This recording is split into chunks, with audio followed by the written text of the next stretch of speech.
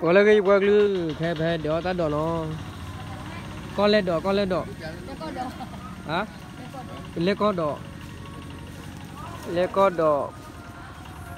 đỏ hay led bún được đó mà đi bán nó ta khai tới led cái lư nữa chứ cái lư ôm nha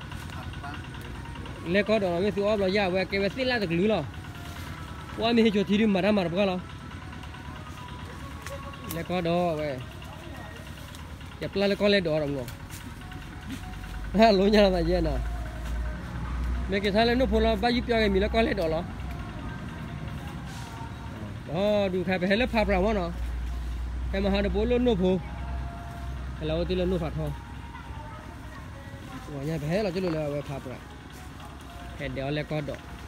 đó đủ cái cứ đi hai đứa mà lỡ tao nó muốn thôi nào nó phải thôi là nó muốn thôi tao ní đi